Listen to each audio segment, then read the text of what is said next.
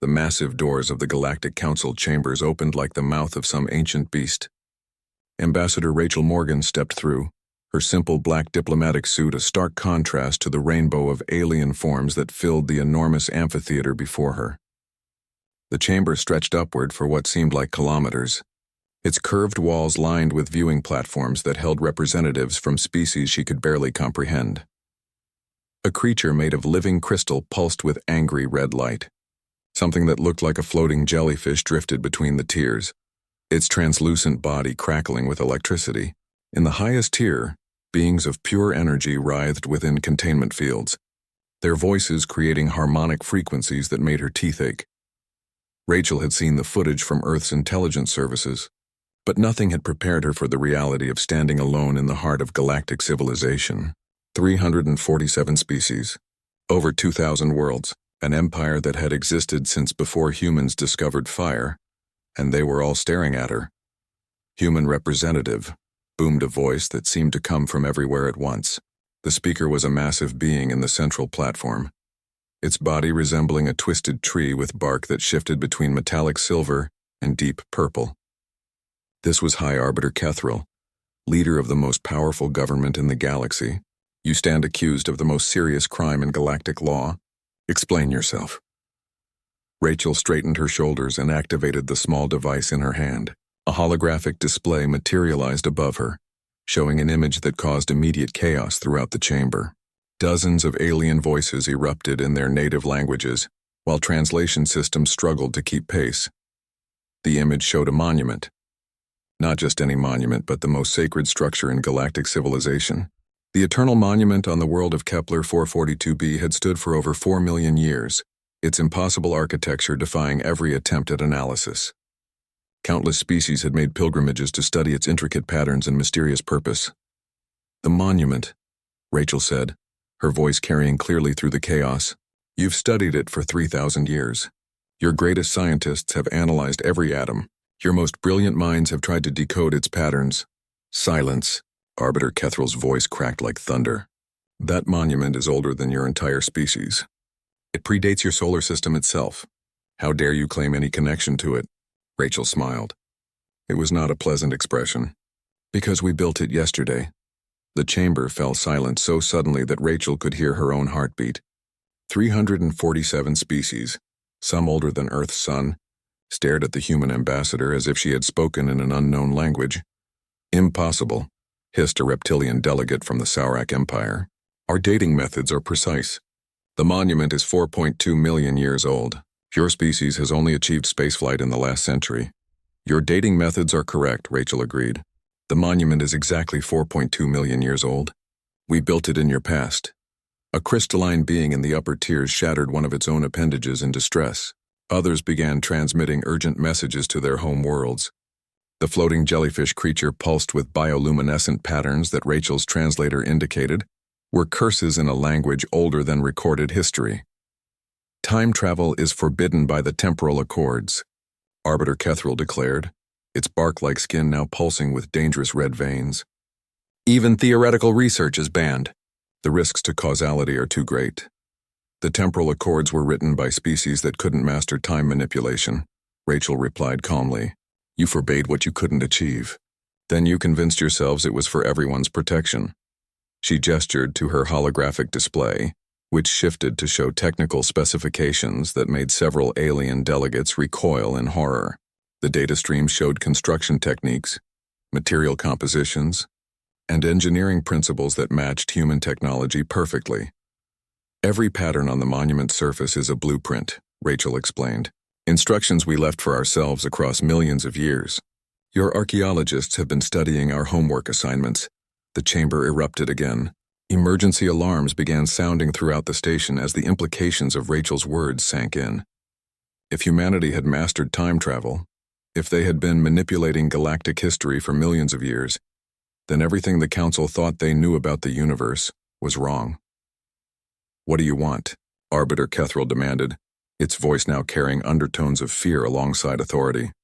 Rachel's smile widened. We want what we've always wanted: recognition, respect, and a seat at this table as equals, not as subjects seeking permission to exist. Your species has been free to apply for council membership through proper channels, protested a delegate that resembled a massive spider made of metal and light. The evaluation process exists for good reason. The evaluation process has been ongoing for 8 years, Rachel countered. 8 years of hearings, tests, and debates while your military forces position themselves around human colonies. You haven't been evaluating us for membership. You've been preparing to eliminate us. The accusation hung in the air like a charged particle. Several delegates shifted uncomfortably in their varied forms of seating. They all knew about the fleet movements, the training exercises that had been bringing warships closer and closer to human space. We know about Operation Cleansing Light, Rachel continued, naming the secret military protocol that Earth's intelligence services had uncovered months ago, the plan to sterilize human worlds before we could become a threat to galactic stability. Very thorough, very efficient, and completely pointless. Arbiter Kethral's form had gone completely silver, a sign of extreme agitation in its species. If you know about military operations, then you know the Council will not tolerate threats to galactic peace. Threats? Rachel laughed, the sound echoing strangely in the vast chamber. You think we're the threat? Look around you. 347 species, all supposedly united in peace and cooperation, yet half of you have secret alliances against the other half. Your peaceful council has overseen more wars than any human could count. She gestured to the holographic display again, which now showed a complex web of military alliances, trade disputes, and territorial conflicts that painted the galactic government as anything but stable. We didn't build the monument as a threat, Rachel said, her voice growing serious. We built it as a foundation, a starting point for something better than what you've created here. The chamber's lighting began to flicker as energy readings spiked throughout the station. Several delegates' personal scanners started emitting warning signals. Something was happening to the monument, something that was affecting the fundamental structure of local space-time. The monument is activating, whispered a gaseous being whose form wavered with panic. Energy signatures are increasing exponentially. Rachel nodded calmly as emergency protocols activated throughout the council station. Phase 1 is beginning. You have approximately 6 hours to decide whether humanity will be building a better future with your cooperation, or despite your opposition. As alarms blared and alien voices rose in panic, Rachel stood perfectly still at the center of the chaos, waiting to see which choice the galaxy would make. The monument had recorded its creator. Now humanity would show them what that really meant. The emergency session convened 3 hours later in the Council's secure war chamber. Unlike the ceremonial grandeur of the main assembly hall, this room was built for hard decisions and brutal truths. Reinforced walls lined with defensive shields surrounded a circular table where only the most powerful beings in the galaxy were permitted to sit. Ambassador Rachel Morgan found herself facing not diplomats, but the military commanders who truly controlled galactic civilization. Admiral Vex of the crystalline hegemony, its faceted body pulsing with tactical calculations. General Thane of the Sorak Empire, whose reptilian features bore scars from a dozen conquest campaigns. Fleet Commander Zira of the Energy Collective, her plasma form contained within an advanced harness that allowed her to interact with solid matter. At the head of the table sat Arbiter Kethral, but the ancient being no longer spoke with diplomatic courtesy. Its bark-like skin had turned a deep, threatening red, and when it spoke, its voice carried the weight of absolute authority. The monument's activation has been confirmed by observatories across the galaxy, Kethral announced. Energy readings continue to climb. Our best scientists estimate complete activation within 4 hours. Admiral Vex's crystalline form flickered with data streams. Long-range sensors detect temporal distortions around the structure. Whatever the humans have built, it's affecting the fundamental nature of space-time in that system. Rachel listened to their reports with calm interest, occasionally receiving updates through her earpiece from Earth's monitoring stations. Captain Torres and the crew of the research vessel Endeavour were maintaining their position in the past, carefully managing the temporal construction process that was playing out across millions of years in mere hours of present time. The question before us is simple, General Thane hissed, his forked tongue tasting the air with predatory interest. Do we allow this temporal manipulation to continue, or do we act to preserve galactic stability? By act, you mean deploy the combined fleet to destroy every human world, Rachel observed. Operation Cleansing Light, elevated to immediate execution. Fleet Commander Zira's plasma form crackled with aggressive energy. Your species has demonstrated capabilities that threaten the basic laws of physics. We cannot allow temporal weapons to proliferate. Temporal weapons? Rachel smiled, the expression carrying more menace than humor. You still don't understand what you're looking at, do you? She activated her personal holographic display, showing real-time footage from the monument. The ancient structure was indeed changing, its patterns shifting and rearranging themselves in ways that hurt to watch directly. But the transformation wasn't random. It was purposeful, deliberate, following a design that had been planned for millions of years. The monument isn't a weapon, Rachel explained. It's a key, the first component in a network that spans the entire galaxy. The war chamber's lights dimmed as Rachel's display expanded to show a three-dimensional map of known space. 17 points of light pulsed in synchronization across multiple star systems, each one marking the location of what the galaxy's archaeologists had classified as ancient ruins of unknown origin. Your people have been studying our construction sites for centuries, Rachel continued. The spiral stones of Vorthak Prime, the crystal gardens of hegemony space, the energy wells of the collective territories. All of them are components in the same network. Admiral Vex's form flickered with alarm. The spiral stones are on our most heavily defended world. If you're claiming they're human constructs, I'm not claiming anything, Rachel interrupted. I'm stating facts. Would you like to see the construction logs? Her display shifted to show detailed records of temporal construction operations spanning thousands of years. Human engineering teams working across multiple time periods had built installations throughout galactic space. Each structure had been designed to appear ancient, to blend seamlessly with local conditions, to wait patiently for millions of years until the moment of activation arrived. This is impossible, General Thane protested, though his voice carried less conviction than before. The energy requirements alone for such temporal manipulation would require the output of multiple stars. Would they? Rachel asked. Or would they require a deep understanding of how time and space actually work? Your science is impressive, but it's still based on assumptions that limited thinking created thousands of years ago. She gestured to the display again, which now showed technical specifications that made the assembled military leaders visibly uncomfortable.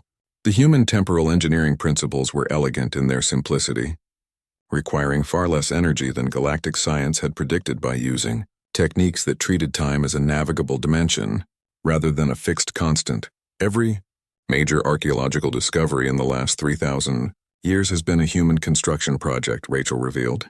The harmony crystals that helped end the Vorthak civil wars, the navigation stones that allowed the Saurak to master interstellar travel, the energy matrices that gave birth to the collective civilization. All of it came from us. The war chamber fell silent as the implications became clear. If humanity had been guiding galactic development for millions of years, then the entire structure of known civilization was built on human foundations. You're claiming to have orchestrated galactic history, Arbiter Kethril said, its voice barely above a whisper, that every major advancement, every crucial discovery was part of some vast human project. Not orchestrated, Rachel corrected. Guided, nudged, occasionally prevented from going catastrophically wrong. Do you think 347 species just happened to achieve stable interstellar civilization through random chance? Do you think this council formed naturally without outside influence? Fleet Commander Zira's plasma form writhed with agitation. Even if what you claim is true, it changes nothing. Your species has violated the fundamental laws that govern civilized society. The temporal manipulations must be stopped. Must they? Rachel's tone became conversational, almost friendly. Let me show you what happens if you try. The holographic display changed to show fleet positions throughout the galaxy. The combined military forces of dozens of species were indeed converging on human space, just as Operation Cleansing Light required. But Rachel's display showed something the military commanders hadn't expected to see. Detailed intelligence about every ship, every crew, every weakness in their supposedly secret operation. Admiral Vex, your flagship's quantum core has a microfracture that will cause catastrophic failure in approximately 5 hours. General Thane, your command ship's navigation computer has been compromised by a logic virus for the past 6 months. Fleet Commander Zira, 3 of your captains are planning to defect to the rebellion movement the moment fighting begins. Each revelation hit like a physical blow. Information that should have been impossible for humans to obtain was being displayed with casual accuracy. The Monument Network has been observing galactic civilization for 4.2 million years, Rachel explained. Every transmission, every secret communication, every private conversation has been recorded and analyzed. Your military secrets, your personal weaknesses, your hidden alliances and betrayals. We know all of it. General Thane's reptilian features contorted with rage. You dare threaten us with surveillance data? I'm not threatening anyone, Rachel replied calmly. I'm simply pointing out that your planned attack on humanity has approximately a 0% chance of success. Not because we'll fight back, but because you'll be too busy fighting each other. As if summoned by her words, emergency alerts began flashing throughout the war chamber. Communications officers across the galaxy were reporting the same phenomenon. Classified intelligence files were being transmitted to rival species. Military secrets, diplomatic conspiracies, evidence of war crimes and treaty violations were spreading through galactic networks faster than they could be contained. The Monument Network isn't just observing, Rachel said as chaos erupted around her. It's teaching, and your first lesson is about the consequences of threatening its creators. The war chamber, filled with panicked voices as the galaxy's military leaders watched their carefully planned operation disintegrate in real time. Ships that had been allies moments before were turning weapons on each other as decades of hidden betrayals came to light. Rachel stood calmly at the center of the storm, waiting for the next phase to begin. The galactic fleet was tearing itself apart. Admiral Vex watched in horror as her crystal ships opened fire on Sorak vessels, responding to leaked intelligence about planned betrayals that went back centuries. General Thane's reptilian forces had split into 3 factions, each claiming the others were traitors based on evidence that had materialized from nowhere. Fleet Commander Zira's energy beings were abandoning their containment harnesses and fleeing into open space, rather than participate in what had become a galaxy-wide civil war. Ambassador Rachel Morgan stood in the center of the war chamber's chaos, receiving constant updates through her earpiece.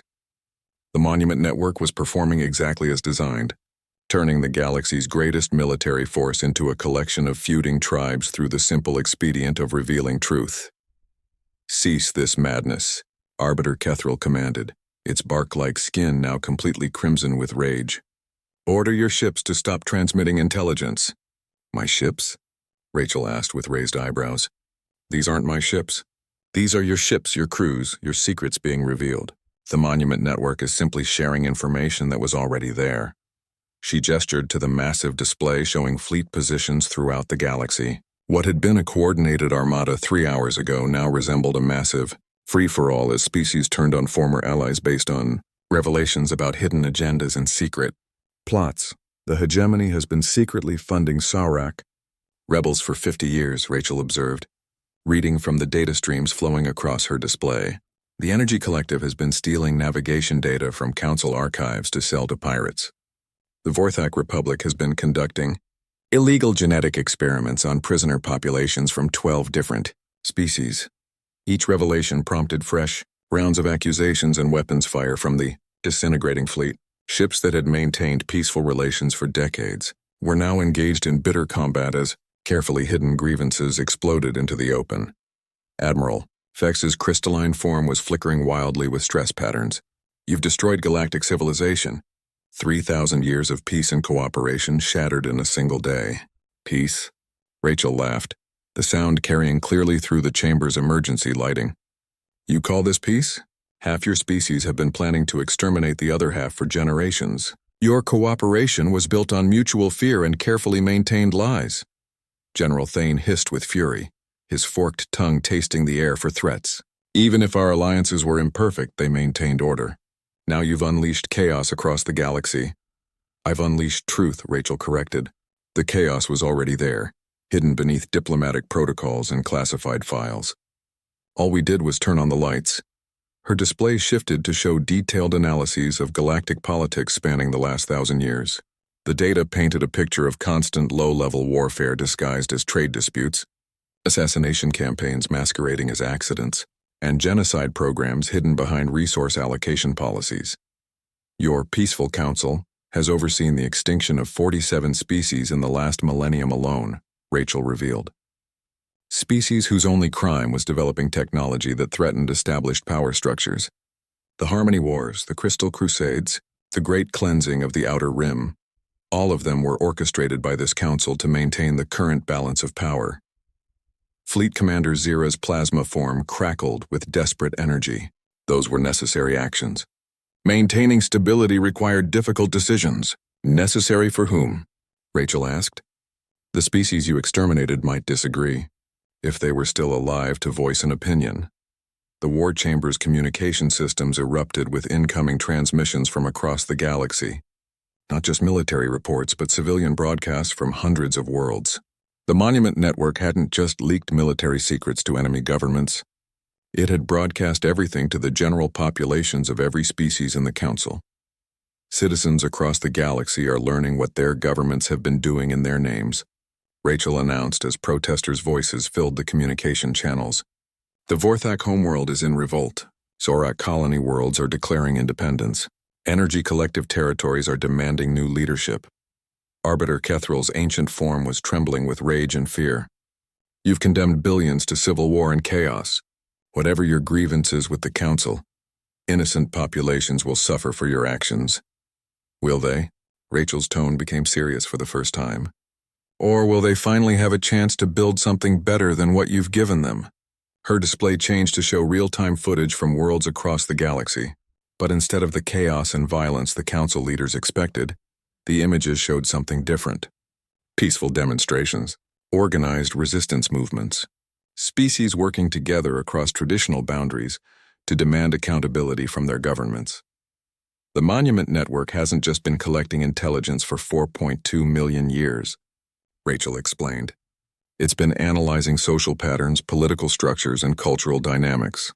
We know which species will ally naturally when freed from artificial constraints. We know which leaders will emerge when current power structures collapse. We know how to guide the transition toward something more stable and just.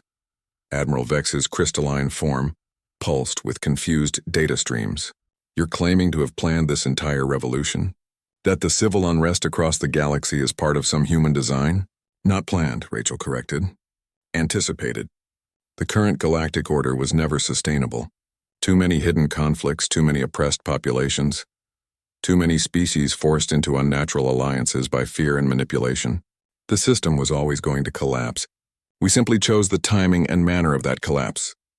General Thane's reptilian features contorted with disbelief. You destroyed galactic civilization to replace it with something you designed? The arrogance is staggering. The responsibility is staggering, Rachel agreed, which is why we spent 4.2 million years preparing for this moment. Every species in the galaxy has been observed, analyzed, and understood. We know their strengths, their weaknesses, their natural allies and enemies. We know how to help them build a better future. Fleet Commander Zira's form writhed with agitation. And if we refuse your help? If we reject your guidance? Rachel's smile returned, carrying the same mixture of warmth and menace that had characterized her presence throughout the crisis. Then you're free to make that choice. For the first time in galactic history, every species will have complete information about their neighbors and genuine freedom to choose their own path. The display shifted again, showing the continuing disintegration of the galactic fleet. But the chaos was beginning to show patterns. Natural alliances were forming as species discovered they had more in common than they'd realized.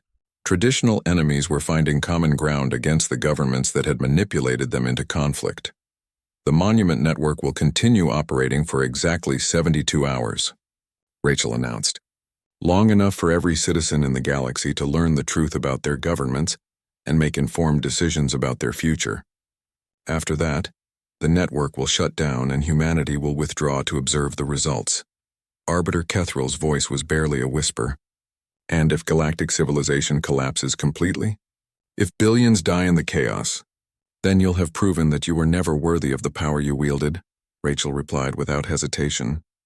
But we don't think that will happen. We think most species are better than their governments. We think they'll build something worthy of the galaxy they inhabit. As emergency alarms continued to sound throughout the war chamber, Rachel prepared for the final revelation that would determine whether the galaxy chose cooperation or continued conflict. The monument had shown them the truth. Now they would see what they chose to do with it. 18 hours into the crisis, the war chamber had become a command center for managing galactic collapse. Emergency reports flooded in from across known space as the Monument Network's revelations continued to reshape civilization. Admiral Vex's crystalline form flickered with data streams from hundreds of sources, each one painting a picture of transformation that defied every prediction. The Outer Rim territories have formed a defensive alliance, she reported, her voice tight with disbelief. 17 species that have been enemies for centuries are coordinating their defense against core world exploitation. General Thane's reptilian features showed confusion rather than anger. The Saurak colonies are requesting humanitarian aid from the Energy Collective. Our species have been at war for 300 years. Fleet Commander Zira's plasma form writhed with patterns that indicated deep thought. My people are abandoning their containment technology. They're choosing to exist as pure energy again, but they're doing it cooperatively. Shared consciousness across multiple systems. Ambassador Rachel Morgan listened to the reports with calm satisfaction. Through her earpiece, she received updates from Captain Torres and the Monument Network. Phase 3 was proceeding exactly as the projections had indicated. Chaos was giving way to natural order as species discovered their true relationships without government interference. You seem surprised, Rachel observed. Did you really believe that galactic civilization required your constant management? That billions of intelligent beings couldn't organize themselves without bureaucratic oversight? Arbiter Kethral's bark-like skin had shifted from red to a deep purple, indicating profound distress in its species. 3,000 years of careful diplomatic balance destroyed in less than a day. Even if new alliances form, the transition period will cost millions of lives. Will it? Rachel activated her display again, showing real-time casualty reports from across the galaxy. The numbers were surprisingly low. Species that should have been slaughtering each other were instead engaging in complex negotiations. Former enemies were sharing resources to deal with the collapse of established trade networks. Current galactic casualties from the transition, approximately 12,000, Rachel announced. Most of those from accidents during hasty government evacuations. Compare that to your council's normal operations, which cost an average of 50,000 lives per month through necessary military actions. The assembled leaders stared at the statistics in stunned silence. The galactic revolution that should have drowned the stars in blood was proving remarkably peaceful. Species after species was choosing cooperation over conflict when given complete information about their situations. The Vorthak Republic is redistributing resources to previously oppressed territories, Admiral Vex reported, her crystalline form now pulsing with confused admiration. They're dismantling their military hierarchy voluntarily. Saurak colony worlds are forming mutual defense pacts with their neighbors, General Thane added reluctantly. Species I've spent my career fighting are working together like they've been allies for generations. Rachel nodded approvingly. The Monument Network analyzed every species' natural social patterns and compatibility markers over millions of years of observation. We knew which groups would work together when artificial barriers were removed. Fleet Commander Zira's form crackled with sudden understanding. You've been preparing for this transition for longer than our civilizations have existed. Every piece of ancient wisdom our species discovered, every technological breakthrough that seemed to come from nowhere, it was all designed to prepare us for this moment. Not just prepared, Rachel confirmed, guided toward the psychological and cultural development necessary to handle freedom responsibly. Your species had to grow into beings capable of choosing cooperation over conquest. The display shifted to show the continuing transformation across the galaxy. New governments were forming based on voluntary association, rather than historical boundaries. Trade networks were reorganizing around mutual benefit rather than exploitation. Military forces were being converted to emergency response and exploration fleets. The Energy Collective is sharing consciousness transfer technology freely, Zira reported with wonder. Technologies we've kept secret for centuries are being given to any species that wants them. The hegemony worlds are opening their archives, Admiral Vex added. Cultural and scientific knowledge that's been restricted for millennia is becoming available to everyone. General Thane's voice carried reluctant respect. My people are teaching former enemies our military techniques. Not for conquest, but for defense against the raiders and pirates who prey on transition zones. Rachel smiled at the reports flooding in from across known space. The galaxy is discovering what it could have been all along if it hadn't been managed by governments more interested in maintaining power than fostering growth. Arbiter. Kethrill's ancient form was trembling with emotions, its species rarely displayed. You've orchestrated the collapse of everything we built, everything we preserved across 3,000 years of careful balance. We've revealed that your careful balance was actually stagnation, Rachel corrected. 3,000 years of the same species in power, the same economic systems, the same military hierarchies. You preserved your positions by preventing growth. The War Chamber's communication systems erupted with a new wave of transmissions. But these weren't reports of chaos or violence. They were requests for information, offers of assistance, and proposals for new forms of cooperation that crossed traditional species boundaries. The former core worlds are requesting membership in the Outer Rim. Alliance, one communications officer reported with disbelief. They're offering to share their industrial technology in exchange for access to frontier resources. Multiple species are proposing joint exploration missions to uncharted sectors. Another added. They want to discover new worlds together instead of competing for territory. Rachel's display showed the most dramatic change of all. The massive military fleets that had been converging on human space were not withdrawing.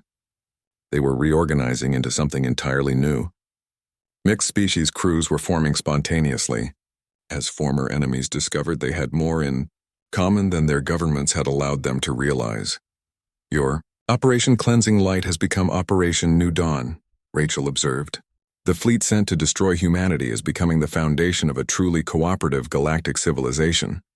Admiral Vex's crystalline form pulsed with patterns that indicated deep contemplation. If this transformation succeeds, if the new alliances prove stable, it will represent the greatest advancement in galactic civilization since the founding of the Council itself. It will represent the replacement of the Council, Rachel stated matter-of-factly. Your old system was built on scarcity, fear, and competition. The new one will be built on abundance, trust, and cooperation. General Thane's reptilian features showed something that might have been hope.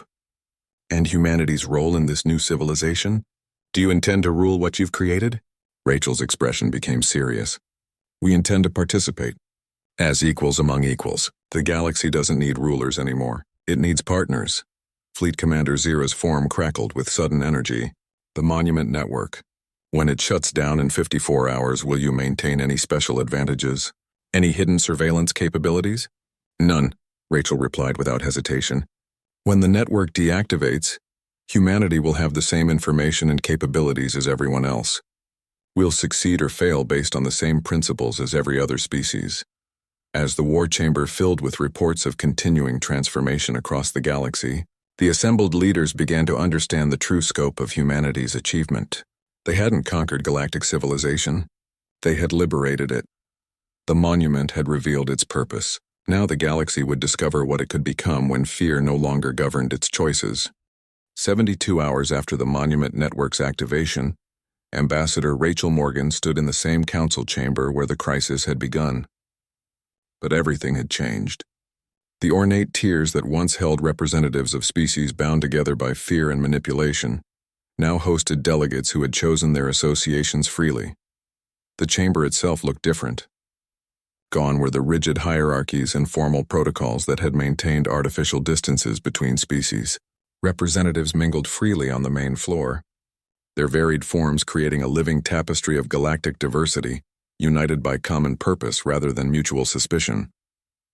Arbiter Kethrill approached Rachel, its bark-like skin now displaying patterns of deep blue and silver that indicated profound transformation in its species' emotional state. The Monument Network deactivated 17 minutes ago, it said, its voice carrying none of the authority that had once commanded galactic obedience. Our sensors confirm that all temporal distortions have ceased. Rachel nodded, checking her own instruments. Captain Torres had reported successful completion of the temporal construction project before returning to the present timeline. The monument on Kepler 442b now stood silent, its patterns fixed and unchanging, holding only the memories of its creation rather than active surveillance capabilities. How does it feel? Rachel asked. Knowing that for the first time in millions of years, no one is watching your civilization's every move? The ancient being's form rippled with what might have been relief. Terrifying, liberating, perhaps the same thing. It paused, studying the transformed chamber around them.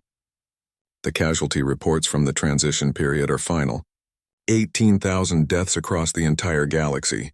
In 72 hours, we replaced 3,000 years of governmental structure with losses that wouldn't equal a single day's casualties under the old system. Admiral Vex materialized beside them, her crystalline form now sharing harmonics with representatives from a dozen other species. The hegemony's, rigid military hierarchy had dissolved into voluntary cooperation networks that functioned with remarkable efficiency. Former core worlds have voted to join the cooperative alliance, she reported, her voice carrying wonder at the words she was speaking. My people are sharing consciousness transfer technology with any species that wants it. We're discovering that cooperation increases our capabilities rather than diluting them. General Thane slithered up to the group, his reptilian features showing expressions that Rachel had never seen during their previous encounters. The permanent aggression that had defined Saurak military culture was giving way to something more complex and infinitely more hopeful: the Outer Rim. Colonies have invited former core world populations to settle in frontier territories, he announced. Species that were trying to exterminate each other last week are now planning joint cities. My military advisors are working with energy, collective strategists to design defensive systems that protect everyone rather than just individual worlds. Fleet Commander Zira's plasma form danced with patterns that indicated deep satisfaction. The collective has abandoned physical containment entirely. We're existing as pure energy, but maintaining cooperation with material species through quantum interface technologies. It's the first time in our history that we've been able to interact with other civilizations as equals, rather than as contained curiosities. Rachel listened to the reports with quiet pride. The transformation was proceeding even better than the Monument Network's projections had indicated. When species were freed from the artificial constraints of manipulative governments, their natural tendencies toward cooperation and mutual aid emerged with remarkable consistency. What about the resistance movements? She asked. There were several species whose governments refused to accept the new reality. Arbiter Kethral's form displayed patterns of regret mixed with determination. The Dominion worlds attempted to maintain their old power structures through military force. They lasted 16 hours before their own populations overthrew them. The Purity Coalition tried to establish isolated territories for superior species only. They discovered that isolation in a cooperative galaxy means economic and technological stagnation. Most of the holdout factions have requested integration assistance, Admiral Vex added. They're learning that participating in the new civilization is more beneficial than trying to recreate the old one. The chamber's central display activated, showing a real-time map of galactic civilization. But instead of the rigid territorial boundaries and military positioning that had characterized the old system, it showed flowing networks of cooperation and exchange. Trade routes followed patterns of mutual benefit rather than exploitation. Defense alliances formed naturally around shared values rather than imposed treaties. Population movements are stabilizing, General Thane reported. Species are choosing their locations based on environmental compatibility and cultural affinity rather than historical territorial claims. The refugee crisis from collapsed governments has become a colonization opportunity as groups find new homes in previously uninhabited systems. Rachel studied the map with professional interest. The galaxy was reorganizing itself along lines that matched the Monument Network's projections almost perfectly. Species with compatible psychology and complementary abilities were forming stable partnerships. Former enemies were discovering common ground. Traditional allies were renegotiating their relationships based on honesty rather than mutual fear. Technological development has accelerated beyond all predictions, Fleet Commander Zira added, her plasma form crackling with excitement.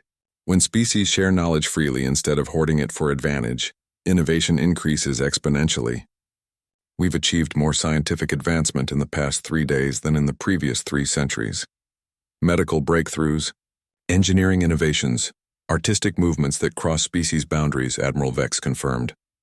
The energy collective's consciousness transfer, technology combined with hegemony, crystal matrix science has created healing capabilities that could extend lifespans for every species in the galaxy. Rachel smiled at the enthusiasm in their voices. And humanity's contributions to this renaissance? Temporal mechanics, obviously, Arbiter Kethril replied. But also something more valuable. The patience to wait 4.2 million years for the right moment to act. The wisdom to guide without controlling. The courage to risk everything on the belief that other species would choose cooperation when given the chance. The chamber filled with representatives. As the new galactic cooperative prepared for its first official session, unlike the rigid protocols of the old council, this assembly would operate by consensus rather than authority. Decisions would be made based on shared benefit rather than power politics. There is one final question, General Thane said, his voice carrying curiosity rather than suspicion. The humans who built the monument network, who planned this transformation across millions of years, where are they now? Rachel's expression became thoughtful. Scattered across the galaxy, learning from the civilizations they helped create, teaching temporal mechanics to species that want to explore their own pasts, sharing artistic traditions with cultures they've observed for millennia, building homes on worlds that welcome them as neighbors rather than rulers. And the monument itself? Admiral Vex asked. Will it remain as a memorial to what was accomplished? It will remain as a reminder, Rachel corrected. Not of human achievement, but of what any species can accomplish when they choose cooperation over conquest. The monument recorded its creator. But its real creators weren't just humans. They were every species that chose to build something better when given the chance. As the Galactic Cooperative began its first session, representatives from hundreds of worlds worked together to establish principles that would govern their shared future. No species would dominate others. No government would rule through fear. No civilization would stagnate in artificial comfort while others struggled. The monument had recorded its creator. Humanity had matched the pattern and declared war against oppression itself. And in victory they had given the galaxy something it had never possessed, the freedom to become what it chose to be. The stars themselves seemed brighter as a new age began.